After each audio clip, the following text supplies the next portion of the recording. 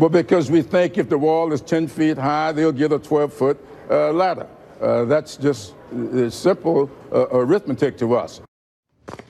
Ah, the 12-foot ladder argument. Feels like we've heard that before from both parties. Jeb Bush used to drop the ladder argument at fundraisers in Palm Beach. People would smirk knowingly. Yeah, 12-foot ladders. Only dumb people believe in walls. As Congressman Clyburn said, it's simple arithmetic. Walls don't work. They never will. That's why nobody builds them anymore. Oh, but wait. In fact, plenty of countries still build walls. Some of those nations are allies of ours, countries we strongly support and heavily subsidize. They build walls because walls work exceedingly well. Nothing works better, in fact. And everybody knows that. So in some ways, Clyburn is behind the curve here, still trying to make a fact-based argument, even a ludicrous one. Most Democrats are far beyond that now, into the realm of the metaphysical. The Right Reverend Luis Gutierrez, who was also a Democratic congressman from Illinois, made the theological case against walls today as he questioned Homeland Security Secretary Kirstjen Nielsen. Gutierrez noted that people who support walls hate Jesus. It's that simple. Watch. The majority on this committee must think you're doing a fantastic job because they've ordered this hearing so that you could come before us and look tough and remorseless just in the time for the holidays. It is repugnant to me and astonishing to me that during Christmas, I like to call them the holiday seasons to be inclusive, but during Christmas, because the majority always wants to just call it Christmas, that during Christmas, a time in which we celebrate the birth of Jesus Christ, a Jesus Christ who had to flee for his life with Mary and Joseph. Thank God there wasn't a wall that stopped him from seeking refuge in Egypt. Thank God that wall wasn't there. And thank God there was an administration like this. Yep, Trump's worse than Pharaoh. See? Jesus hated walls. It's right there in the scriptures in the book of Obama, chapter 6, verse 13. And all the people said, amen. Can I get a hallelujah? How does a public official respond to a sermon like that? Well, watch Secretary Nielsen try to respond. And as you do, pay special attention to the Right Reverend Gutierrez as she talks. Watch. A policy of family separation would mean that any family that I encountered in the interior, I would separate. It would mean that any family that I found at a port of entry, I would separate. It would mean that every single family that I found illegally crossing, we would separate. We did none of those. What we did do is uphold the laws that Congress has passed, and we prosecuted those who choose to come here illegally. Well, when you ask questions and then don't stick around to hear the answers, people might start to suspect that you're not really interested in learning anything. And of course, they're not interested. People who support open borders do so out of self-interest, more money, more voters, but also on faith. They just know they're right, and they know for a fact that you're evil. It's obvious. Well, maybe they're right. Maybe they are good people and you're irredeemably sinful. But that's not enough. Winning on virtue alone is not how our system works. You can only make people shut up and obey for so long. You can certainly silence them for a while. You can bully them into submission by calling them racist or throwing fake Bible verses at them. But that's only a short-term fix.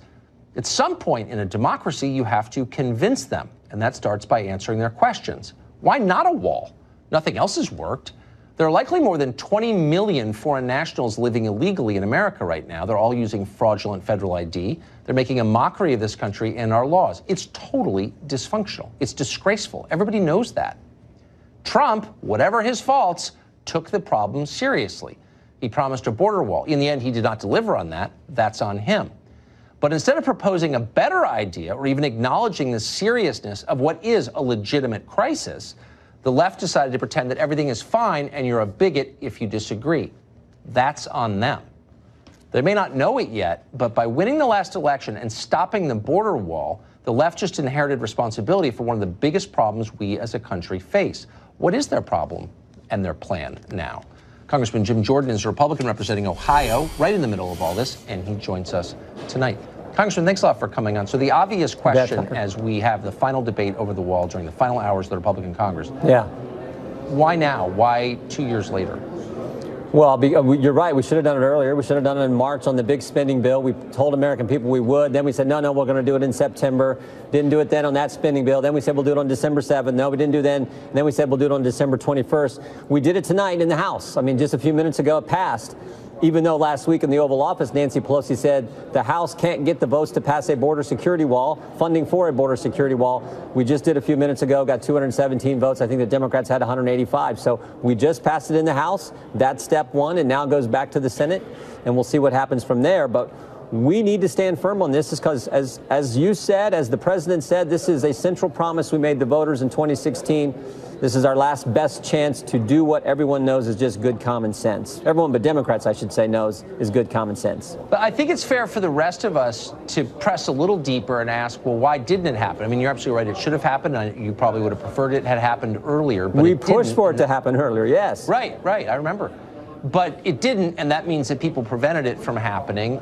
Obviously, Speaker Ryan was one of them. Who else? Just so the rest of us can keep score. Well, look, it's always easier. I mean, to do something that really counts and has lasting value, lasting meaning, it's never easy. So one it's good hard, thing, for sure. Well, exactly. So anything worth doing is always difficult, but Congress always has a way of trying to take the least resistant route and do the easy thing. So that's why it happened, I think, most often. Well, wait, but hold on. I mean, look, and I know you were for it, but the tax bill was definitely hard. There was a lot of opposition to it.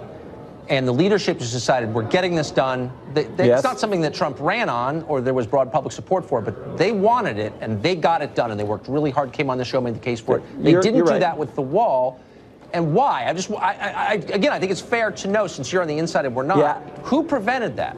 Well, I don't know anyone prevented it, but I think the intensity was more for the tax cuts than it was for repealing and replacing Obamacare and building the border security wall. I think you're right about that. But there's some intensity today. We've been pushing. And like I said, we just passed a bill that puts $5 billion for a border security wall. And that is a good first step. Amen to that. Congressman, thanks very much for coming on for that update. You bet, Tucker. Thank you. Julian Epstein is a former chief counsel to the Democratic side of the House Judiciary Committee and a longtime guest on the show. He joins us today. Julian, thanks a lot for coming on. So I don't know what's going to happen. I'm assuming, I mean, it's pretty late in the process that this is not going to happen. So Democrats will say, and Pelosi will say, we made good on our promise to stop the wall. Okay, great. But then there's the day after that when you have, by Yale's estimate, over 20 million people here illegally using fake IDs. It's out of control. What's the plan at that point to secure the border, the Democrats' plan? I think, well, let's talk about good faith. I mean, I think the question you were asking Representative Jordan is, were the Republicans of good faith? President Trump famously told the Mexican president that he didn't really care about the wall in a conversation that was caught by U.S. intelligence. That's all true. The Republicans have been in control for 2 years now. I couldn't agree more. Why haven't they passed anything? Look, you don't need to convince me to that. Is this an issue they like to tell your viewers and their voters that they're for, yes. but it's just symbolic? Yes. It's a mirage? I think Paul Ryan would like to leverage the enthusiasm and the donations of ordinary Republicans to win and then subvert their will on behalf of his donors once he gets there. I agree with that. So you're being honest. So you're being honest. Well, I mean, I don't work for anybody. But you're being honest. That's right. So let's talk about good faith on the Democrats' part, which is what you asked about. I think the Democrats have to say in unequivocal terms, we are completely against open borders. We are against illegal immigration. We are for legal immigration. Now, they've done that. In the past, Democrats have voted $40 billion for border security. Including 700 miles of fencing and walls. Schumer is on record doing that. Donald Trump's position has changed from 2,000 miles of border wall to 700 miles of border wall. There's actually consensus for physical security, border security, physical security, a wall, fencing, where it makes sense. Not where it doesn't. Remember, 2/3 of the border area is owned by the states or owned by private individuals. Okay. Even if you got all the funding done today, you're going to be tied up in court for 10 years on eminent domain legal challenges on your ability to do this. But more importantly, I think just spent, just to put it in context, it's $5 billion for this wall as a start. We just spent, I think, $967 billion on a farm bill that literally gives tax dollars to the nieces and nephews of farmers for reasons that no one can explain to me. It's the most wasteful. It's disgusting, okay? And so it's not, this whole idea it's too expensive is just like such a transparent lie, it's not even worth addressing. No, I didn't say expensive. No, I don't think you were, but here's what I'm so struck by. Rather than make like an adult argument, we're getting Gutierrez lecturing us about Jesus. Let me make an adult argument. And wait, hold on. And then Speaker of the House lecturing us about Jesus. Now, I'm pro-Jesus, But like the partial birth abortion caucus is lecturing me about Jesus because, I mean, do you know what I mean? It's insulting, actually. So let me try to make an adult argument. I think it is political symbolism. I think it is something that the Trump campaign threw out at election time. And the reason I say that is because if you were serious about illegal immigration, which I think Democrats and Republicans ought to be, you would go after things that were going to make a difference. The primary cause, the primary suction tube of illegal immigration is visa overstays. Most people come here, they come on visas, and they overstay their visas. And going after visa overstays well, would do I far couldn't more agree than well. more. And Secondly, E-Verify, I'm with you on that let's too. go. Let's. No, but look, it's a given. I agree. If you want to go, if you. But what's wrong with the wall? But I just don't understand. Look, those are all components. We're in total agreement. But the wall works in a bunch of different countries. It works famously on Israel's border with Egypt. But we claim it won't work here. That's such a lie. Everyone knows it's a lie. Why not just say it works and let's just try it? I mean, what's wrong with that? I'm missing it. So where the wall makes sense, I'm in complete agreement. We ought to do it. I don't think we ought to do it in 2,000 miles because many of those areas are completely impractical. They're incredibly mountainous. They're waterways. There's a complete. That's fine. I mean, plenty of places. So we already do have borders. We already do have physical security. Can we both agree that? And a lot of our illegal immigration comes from visa overstays. I understand that, but most of it. Yeah, right. But there's still millions of people who've snuck over the border and are still living here. So why wouldn't you reassure the American people that we can all calm down and focus on a smart immigration policy that's, emotionally decelerated from where we are now? People feel like it's out of control because it is. I think, well, it's getting better. We had 300,000 border apprehensions last year, which is the lowest since 74. I guess relatively speaking, but it's still the number of immigrants coming across the southern border is way down. Hundreds of thousands. That's way bigger. 300,000. Used to be 3/4 of a million. No, I'm just saying, that's much bigger than the city I grew up in. So, that's a lot of people. But why not just wall it off and then we can have a rational conversation? So let's try and go back to this adult conversation if we can. I agree there ought to be physical security in places that it makes sense, not where it doesn't make sense. I don't think the two parties are engaged in that kind of conversation right now, but that's point one. Point two is the real problems here are not the border crossing. The real problems are visa overstays, as we just talked about. The second one is employers. The reason why undocumented immigrants stay here is because of employers. If Republicans, and I think Democrats should be here as well, if they're so serious about this problem, why is it that they don't do things that will upset the business community, like employer sanctions? Look, you're preaching to the choir completely. I think to see the activist left there's a cynicism aligned with rapacious employers looking to exploit labor is a little bit stunning. That's what Republicans have always done, and now all the drones on the progressive side or the intersectional side are like, yeah, we're on the side of Amazon hiring cheaper labor. What? So we're making a little bit of progress here, I think. I think physical security where it makes sense, not where it doesn't. Go after visa overstays, employer sanctions. The last point I would make to you is that we're almost at time. I don't think Mexico is the enemy here. Most of the illegal immigration that occurs on the southern border is Central America, not Mexicans. And more than half of the illegal is coming from Central America. But Mexico actually has a rather effective border security But they've system. encouraged illegal immigration into this country. country. They've actually deported hundreds of thousands of Central Americans they printed pamphlets telling America. people how to sneak across the border. So that doesn't seem like the I think Mexico could conceivably be much more of an ally than we give them Hopefully credit will be. for. Julian, thank you very much. Thanks. Good to see you. California Democrats have been very proud of their new sanctuary state law. Now a man released from prison thanks to that law apparently killed 2 people. Trace Gallagher has the details on this unfolding story. Trace. Tucker, in the span of a few hours on Monday, police say Gustavo Garcia Ruiz carried out 11 crimes, including killing a stranger and shooting at others before he was killed during a high-speed police chase. Authorities think Garcia Ruiz also killed another man a day earlier. Last week, Garcia Ruiz was arrested in Central California for being under the influence of drugs. When ICE learned he was in jail, they placed an immigration detainer on him, asking deputies to notify them before releasing him. But under SB 54, California's sanctuary law, because the suspect wasn't being held on a felony, law enforcement is prohibited from honoring ICE detainers. ICE says this, quote, is an unfortunate and extremely tragic example of how public safety is impacted with laws or policies limiting local law enforcement agencies' ability to cooperate with ICE. And here's the gut kick. Garcia Ruiz is a known convicted violent criminal, armed robbery, assault with a deadly weapon, repeatedly deported, etc. But under SB 54, none of that can be used to notify immigration agents. Here's the Tulare County Sheriff. That tool has been removed from our hands. And because of that, our county was shot up by a violent criminal that could have easily been prevented had we had the opportunity to reach out to our fellow counterparts. Sheriff says he doesn't want to enforce immigration laws. He just wants violent criminals off the streets. Tucker. Trace Gallagher reports. Thank you very much, Trace. Well, France is still burning tonight over efforts to impose a climate change agenda there. So needless to say, some in our Congress are anxious to do the same thing here. Jeff Flake specifically, but others. We'll give you details after the break.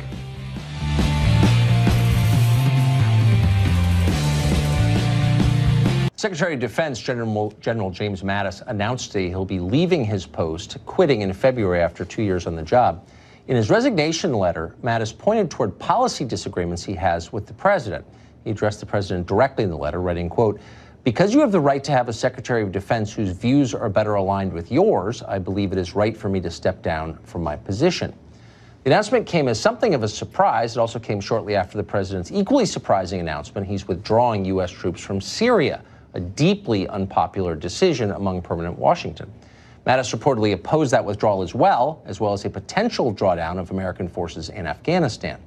In a statement on Twitter, the president said this, quote, "General Mattis was a great help to me in getting allies in other countries to pay their share of military obligations.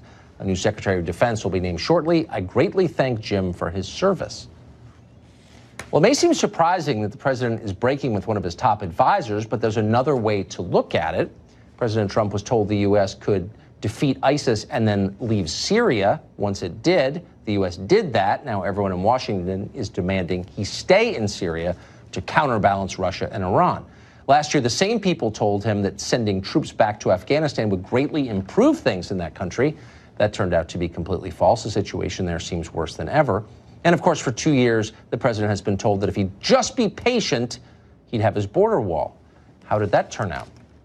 He apparently is not paying heed to their advice anymore.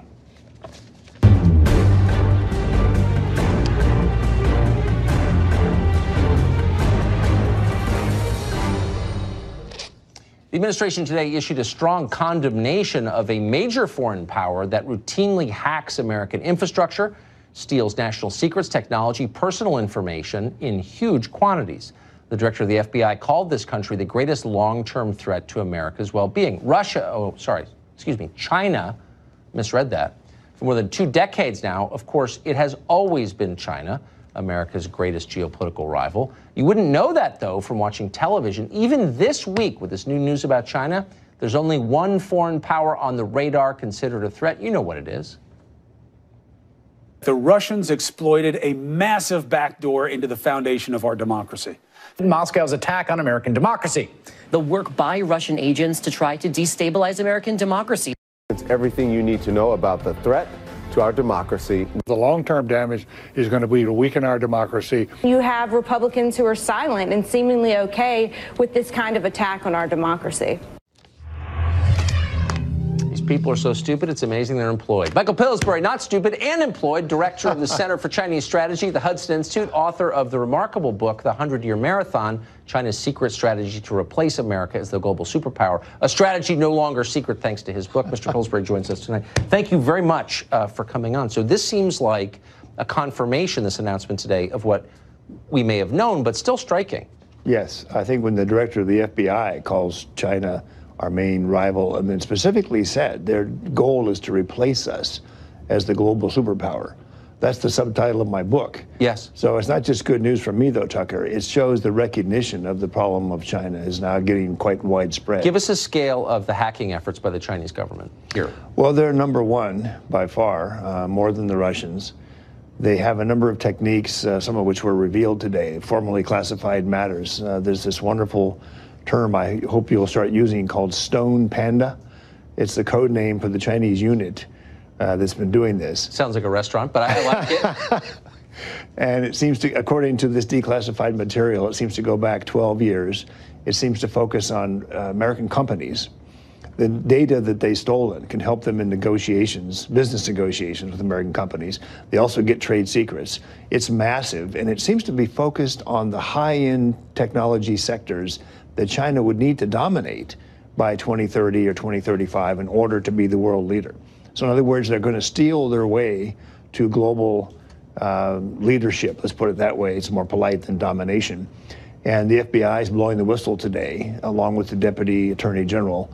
The pity is, as you know from our local press, there's been a big leak that Steve Mnuchin and the Treasury Department were going to offer sanctions today as punitive for these things that the DOJ and the FBI are finding. For some reason, at the last minute, Treasury pulled out. So they weren't at the announcement, and they're not putting the sanctions forward. So this leak shows dissent inside the Trump team. And of course, the Chinese have a strategy that Vice President Pence spoke about back in October, that they want to divide the Trump administration. They know they're hawks and doves. So this is good news. It raises public awareness for what China is up to. But there were no actual sanctions announced other than the indictment of these two Chinese hackers out of a possible 10,000 hackers, let's say. Meanwhile, there are calls for more Russia sanctions. Yes, it just tells you. absolutely. It just tells you everything. Michael Pillsbury, thank you very much for this and all you've done on this topic. Thanks, Tucker. Well, for more than a month now, France has been racked by massive riots, the biggest in 50 years. The riots began in response to a planned gasoline tax. Why was the French government raising gasoline taxes? Obviously, climate agenda. Well, in Washington, people only care about Russia, so they barely notice this. They think a carbon tax is still a great idea. Such a great idea that outgoing Arizona Senator Jeff Flake has teamed up with Delaware Democrat Chris Coons to introduce a new bill that would impose a nationwide carbon tax.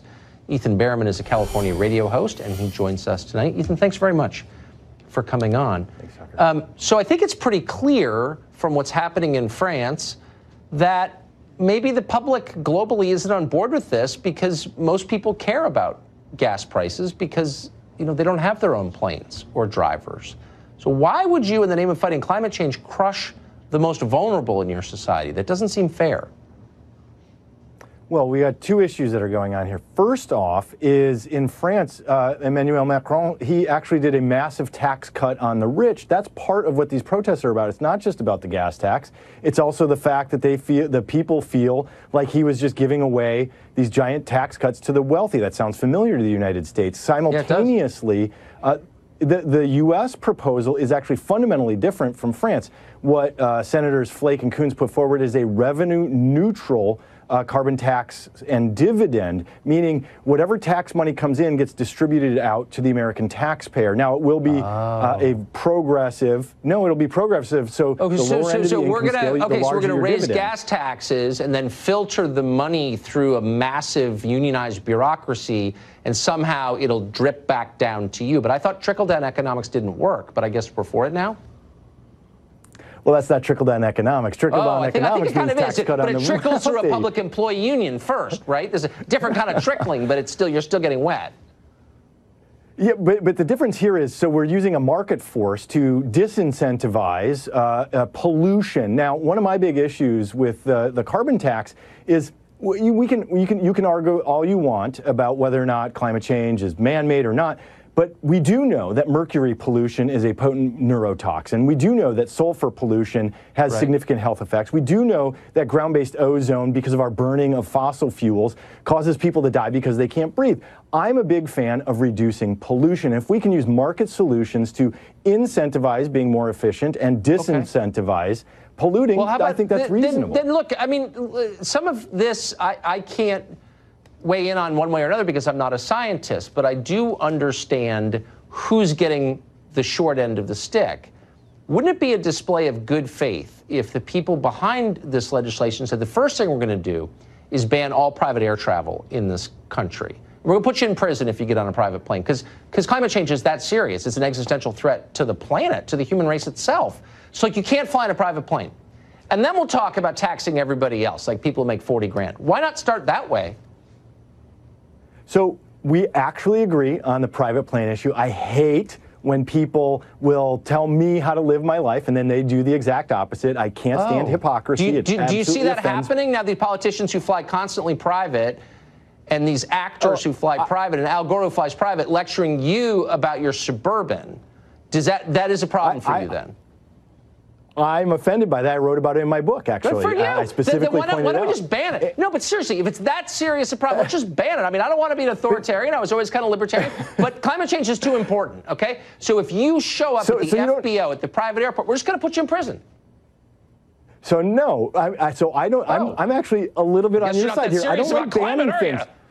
No, because here's what happens with the carbon tax. Suddenly, your private jet, instead of it being $3,000 an hour, because of the tax on your burning of the fossil fuel, will suddenly cost you $5,000 an hour, and maybe some of the B-list celebrities will stop flying I guess I just take climate change a little more seriously than you do. You must be a denier. I don't want to see someone spoil the earth like that. So, you know, every private plane banned. Well, I don't think we have to ban them, but we make it expensive. We make it expensive, and then you'll think twice about doing it. Ethan Berman, thank you very much. Good to see you. Thanks, Tucker. Well, pretty much every college in America, almost every college in America, restricts free speech. Dramatically restricting free speech is, in fact, the signature fact of college. And it's grotesque. Can we do anything about it? That's after the break.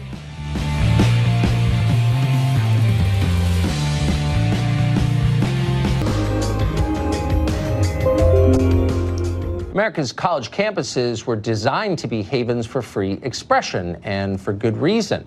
Free speech is a requirement for free thought, and free thought is central to the idea of university. There's no other reason to have it. But it's at universities where those ideas, those freedoms, are now under the gravest threat. A new report by the Foundation for Individual Rights in Education, FIRE, finds that 90% of American college campuses have some kind of speech code that restricts what their students are allowed to say, and by extension, and this is intentional, what's acceptable for them to think. When they can control what you say, they control what you think. Robert Shibley is FIRE's executive director, and he joins us tonight. Robert, thanks very much for coming on. So when you say there are speech codes, is that strictly speaking? I mean, are these rules that say you're not allowed to express certain ideas or say certain things, or are they informal? Yes, these are literally formal rules telling you what you can and cannot say on college campuses. And you're right, about 90% of them have codes that, if it's a public university, are unconstitutional, or if it is a private university, violates their own promises of free speech. So FIRE only rates those codes that are written down. If a college is engaging in informal censorship, that's not even part of these ratings. So I think, except for a small handful of colleges, every college in America receives federal funding, every one. So they would all be subject to the conventional protections, civil rights protection, voting rights. Why are they not required to uphold the First Amendment to the Bill of Rights, freedom of speech? Well, it's interesting. There are some civil rights protections. Title IX is probably the most well-known one, but some racial discrimination as well. Those do come. Those are requirements when you get federal funding. But actually, following the First Amendment is not one of those requirements. We don't make that requirement of colleges who take federal funds. But you're right; it's virtually all of them. So why wouldn't it be pretty simple for Congress to pass a law saying if you're going to take tax dollars, you have to follow the Bill of Rights? That doesn't seem like a very tough ask.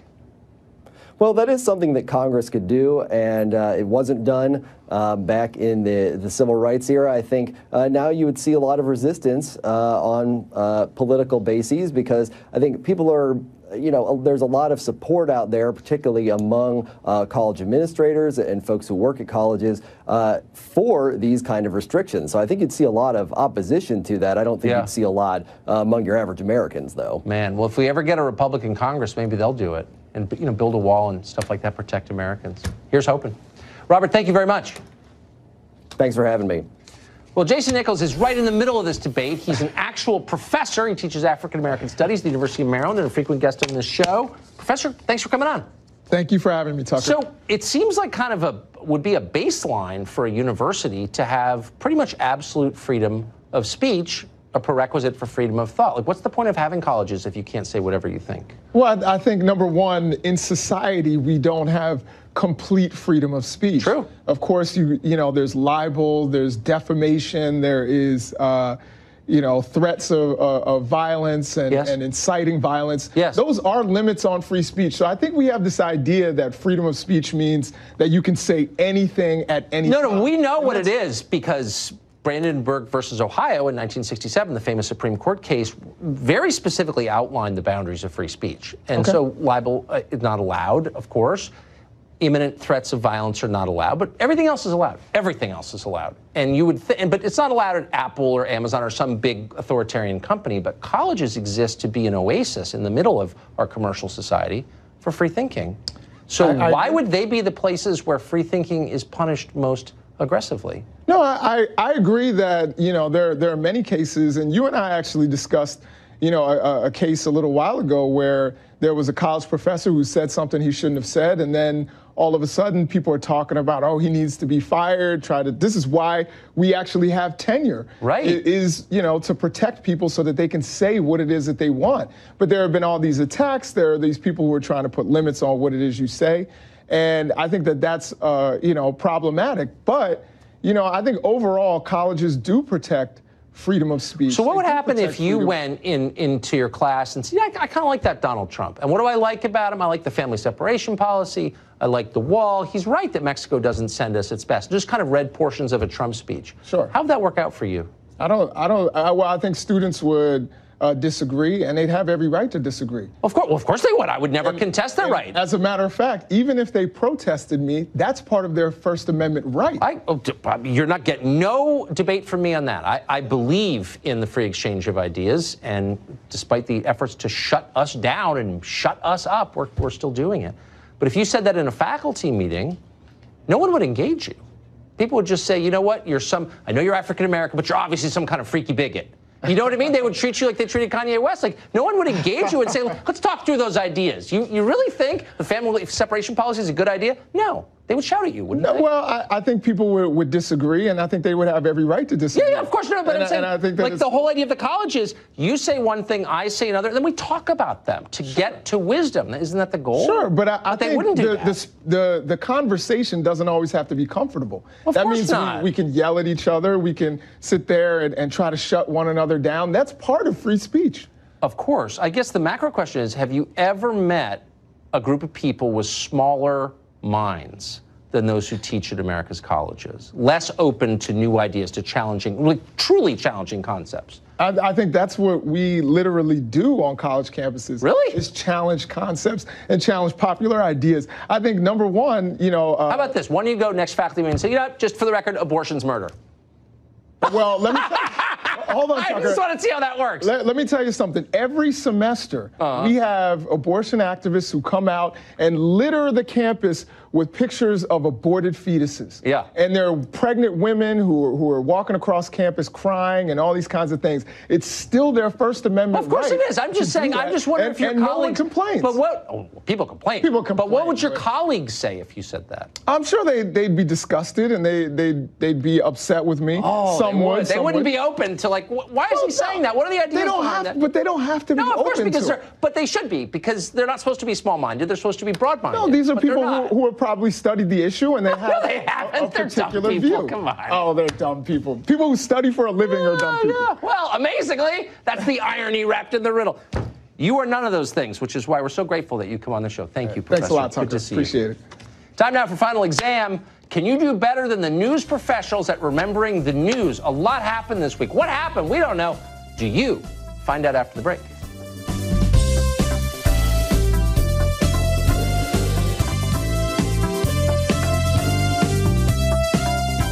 Oh, the best and calmest moment of the week. Time now for final exam, where hardened news professionals compete to win an Eric Wempel mug and be crowned the ultimate news champion.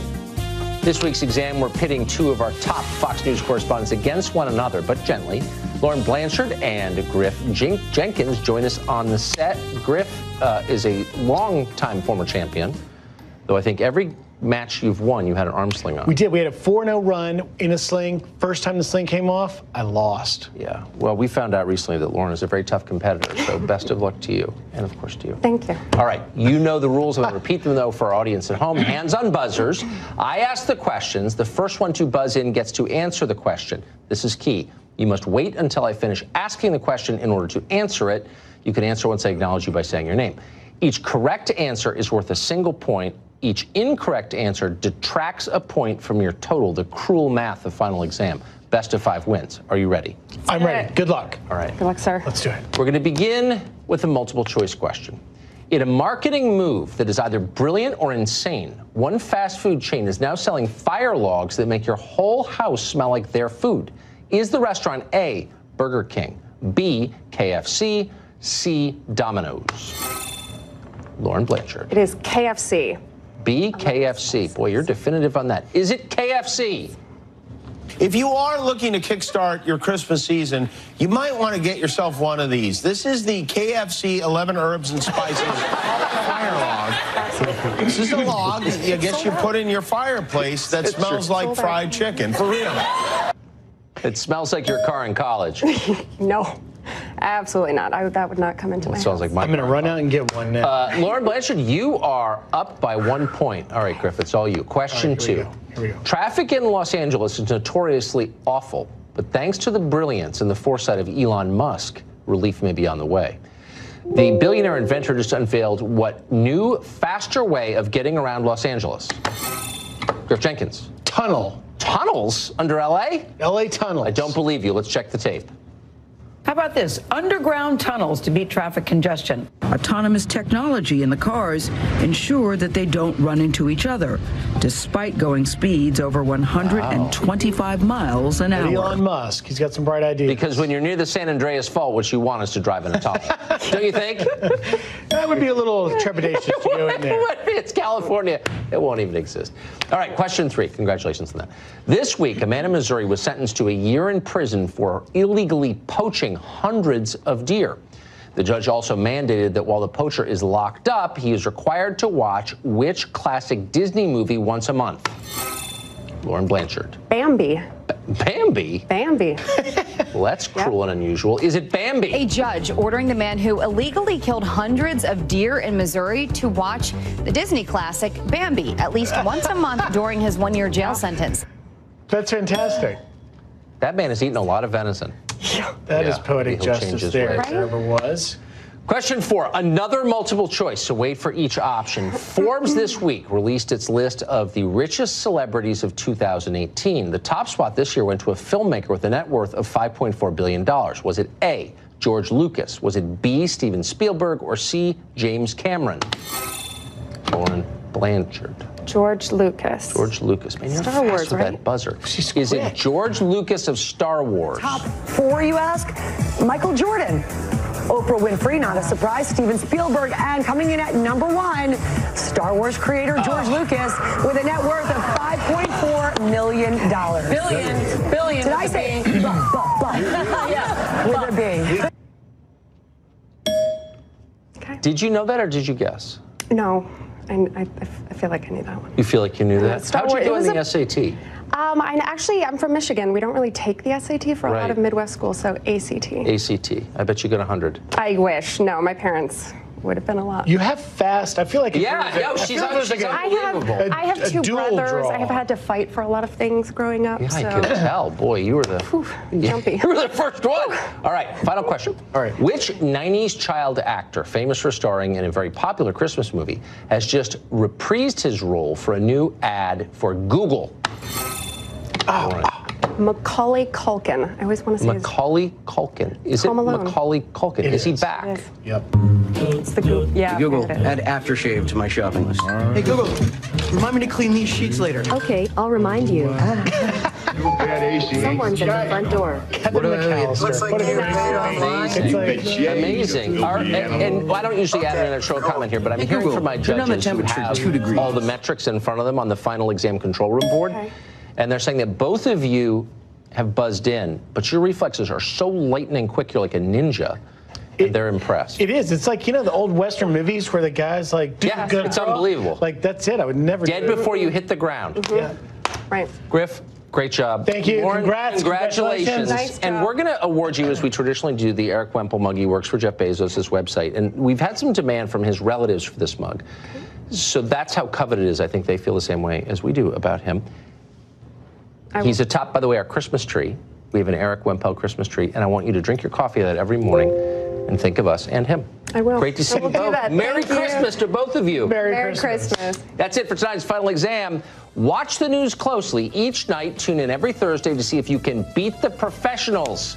I don't know if you can. We'll be right back.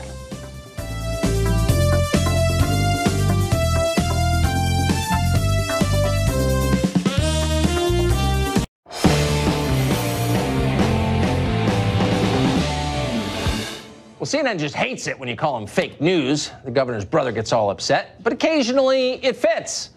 They promote it. Here's one case. A guy called Klaus Relodius was an investigative journalist for Der Spiegel. That's the biggest paper in Germany. A couple of years ago, CNN honored him as Journalist of the Year. Now he's been canned. He was caught inventing many of his stories, and it's probably not that surprising. They were absurd stories. One example is his profile of a Minnesota town called Fergus Falls. It had a lot of Trump supporters, so he went and stayed for a number of weeks to mock them.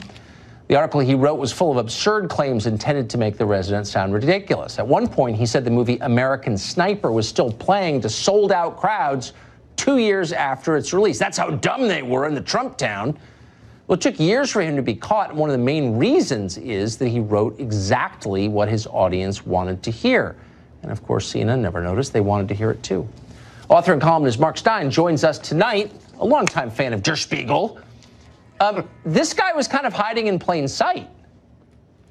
Yeah, this is a very traditional kind of story that Europeans and people of what one might call a Eurocentric bent, such as CNN, enjoy. They like to send their reporters out into the great wastelands of the American interior and report back that all the people there are inbred, stump-toothed, snake-handling crazies who like nothing better than a jigger of moonshine and a bunk up with their sister before they go down to have their church renamed after Trump and do a couple of scripture readings from the Art of the Deal. So basically, this guy, no, you laugh, Tucker, but that is actually what these newspapers and magazines want. And they're prepared to give you awards for it. Like this guy got Journalist of the Year. A guy called Matthew Engel at The Guardian, his editors told him to go out to the most backward parts of America and find the most inbred crazies to write about.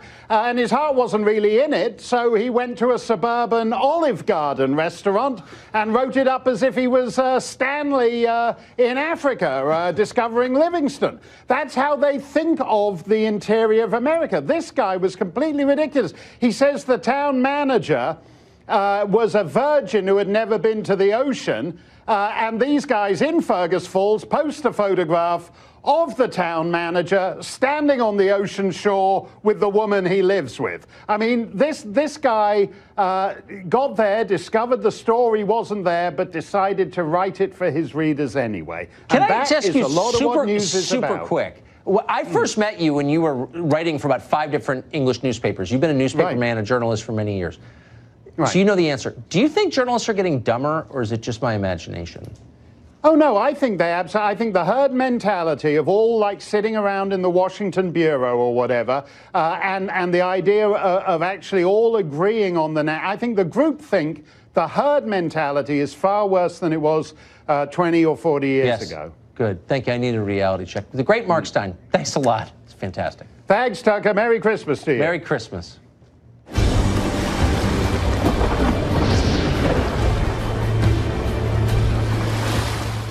Well, the current battle over border wall funding says everything about the state of modern American leadership. Washington easily agrees on funding an endless war in Afghanistan, giving aid to foreign countries, handing tax